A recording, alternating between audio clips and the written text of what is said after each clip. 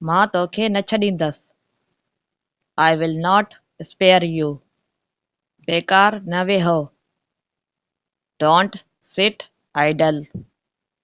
मूंखे आचर जे ॾींहुं फुटबॉल खेॾणु पसंदि आहे। I like to play football on Sundays.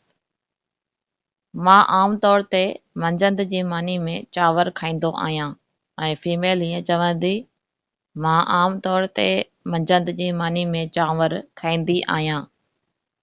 I usually have rice for lunch. छा तव्हांखे पिज़्ज़ा पसंदि आहे? Do you like pizza? मां वण ते चढ़ी रहियो आहियां ऐं फीमेल हीअं चवंदी मां वण ते चढ़ी रही आहियां।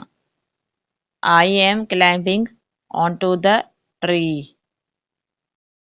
कपड़ा अलमारी में रखो। Keep the clothes in the closet.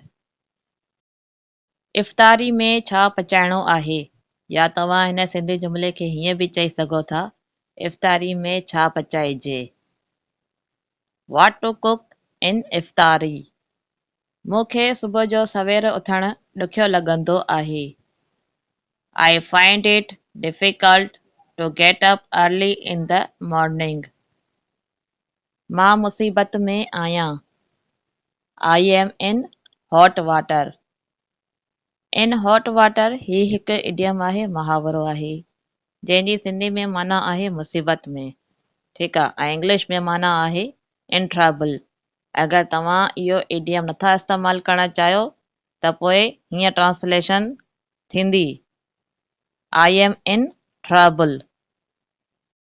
मां महिमान नवाज़ आहियां। I am hospitable. मां ईअं कॾहिं बि न हुयसि। I was never like that. Ramzan सबर ऐं शुक्र जो महीनो आहे। Ramadan is a month of patience and gratitude. मां बिल्कुलु ख़ुशि न आहियां।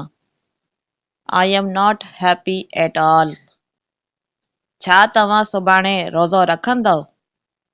Will you observe fast tomorrow? Ramzan जो चंड नज़र अची वियो आहे। Ramadan moon has been sighted. बस जो किरायो केतिरो आहे?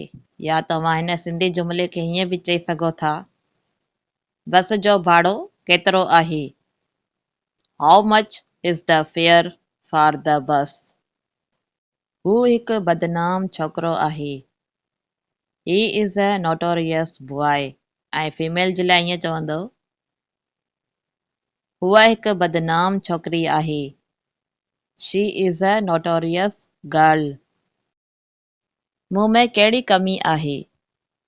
What is lacking in me? किताबनि ते ग़लति न लिखो। Do not scribble on books.